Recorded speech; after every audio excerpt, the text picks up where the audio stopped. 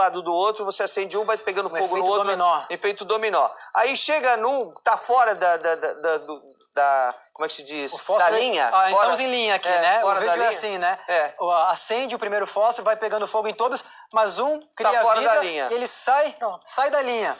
Aí interrompe o fogo. Interrompe o fogo. E aí você acaba interrompendo essa contaminação. Por isso tem que ficar em casa, não é isso? Por isso que tem que ficar em casa. E um dado ruim dessa doença, porque muita gente pergunta, mas influenza, a gripe, mata mais do que a pandemia pelo Covid-19. O problema é a taxa de transmissão. Para cada um doente, espera-se que 3 serão infectados. Então, isso é que os epidemiologistas chamam de R0, é o poder de transmissão do vírus. Eu estava contando agora grande. exatamente isso. Um médico saiu com 5 amigas no domingo, ele estava contaminado, ele passou para as 5. Então esse Trocaram é o problema. o copo ali na hora que estavam bebendo e passaram para as 5. Por isso que um dos pontos importantes é o que você já mencionou, Celso, que é o distanciamento. Ideal de 2 metros, mas pelo menos de 1 metro. Então, por exemplo, não adianta a gente reduzir o número de pessoas que estão trabalhando, mas além da higiene das mãos, da higiene pessoal, da chamada higiene respiratória, que é a pessoa, na hora de tossir ou de espirrar, usar o cotovelo, não deixar que essas gotículas, essas secreções cheguem até as outras, mantenha o distanciamento. Vamos falar de maçaneta de carro, maçaneta de casa, né? Botão do elevador, onde todo mundo toca. Mesmo confinado, como é que a gente age numa situação como essa? Vai subir no prédio, nós tivemos aí uma discussão de um síndico com uma moradora que queria usar a academia do prédio, e aí ela diz assim, não, mas o elevador todo mundo põe a mão, etc, tal, não me deixa usar a academia. Então, eu gostaria que a senhora fizesse considerações a respeito. Então, vamos lá. Como é que a gente pega essa doença? Quais são as 2 formas de transmissão?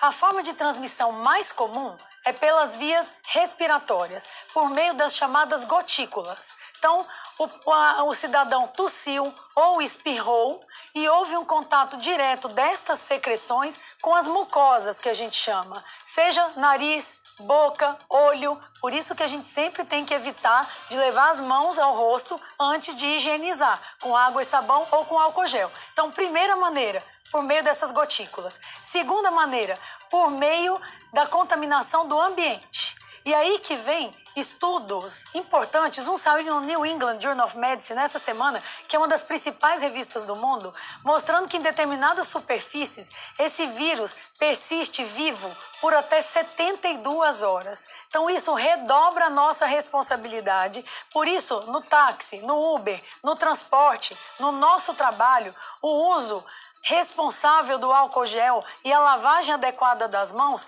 tem que ser realizada. Então, ao tocar numa maçaneta, antes de tocar, álcool gel. O próximo que vem, álcool em gel. Então, isso é fundamental. Ele fica na superfície. No plástico, ele reside até 72 horas. 72. O ideal, então, doutora, é passar o álcool em gel antes de tocar na maçaneta, não depois. Antes e depois. Antes e depois. Então, isso é fundamental. Olha que interessante o que a Ludmila está falando aqui pra gente, porque, olha, presta atenção. Você põe a máscara, aí você sai pra rua achando que você está se protegendo e protegendo outras pessoas. Aí vem alguém que está sem máscara, fala com você, uma gotícula vai e pinga no olho. É bem isso. Acabou, né? Por isso, Celso, que a gente vem falando para a população, não adianta essa neurose da máscara. A neurose tem que ser com a higienização das mãos e a higienização pré e depois de contato. Então, quem é que tem que usar máscara? É a pessoa que tem sintomas para que eu não passe para os outros e se eu estou em contato com alguém com sintomas. Então, vamos aí nos sintomas que eu acho que é importante, Bernardo. Olha só. Uma grande dúvida, né?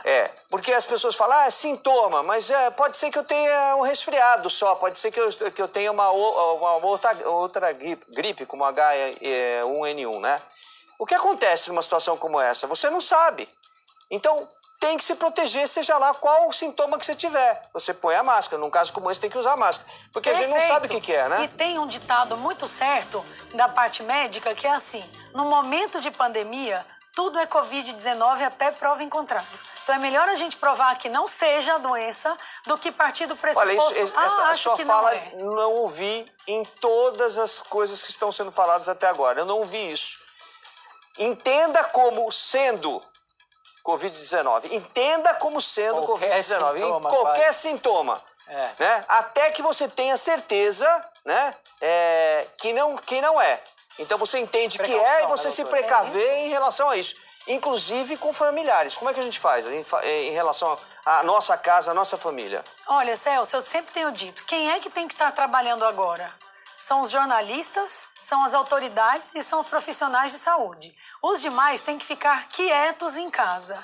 Claro que nesse ambiente de casa, se houver alguém sintomático que começa a tossir, espirrar, ter febre, ele tem que ficar isolado dos demais. E com isolamento total de via respiratória, de utensílios domésticos, de banheiro, de quarto. Então isso está veementemente recomendado. A alimentação é levada até a porta. Divida um quarto com várias pessoas e está dividindo o mesmo banheiro. Que isso pode acontecer na nossa realidade. Exato. Ideal. Às vezes é aquela velha história. O ótimo, às vezes, é inimigo do bom. Você sabe que é bom, mas não tem como fazer. Então, se nós estamos dividindo o mesmo cômodo, ideal é que o distanciamento seja o máximo possível. Tá. É possível 1 metro? Que seja. É possível 30 centímetros? Que seja, mas tem que ser o maior possível. Aí, nesse caso, aí a máscara é necessária e seria bom o óculos também?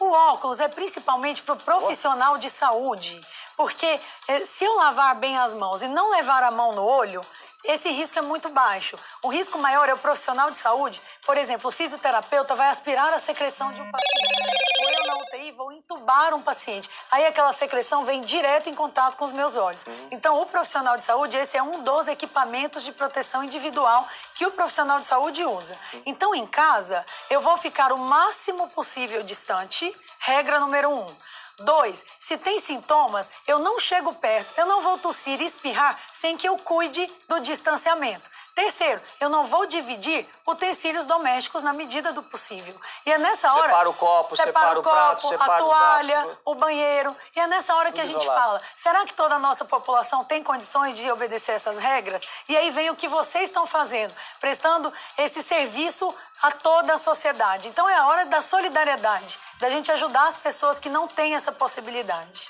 Olha, a gente quer agradecer muito a sua presença aqui, doutora Ludmila. Essas informações são importantíssimas.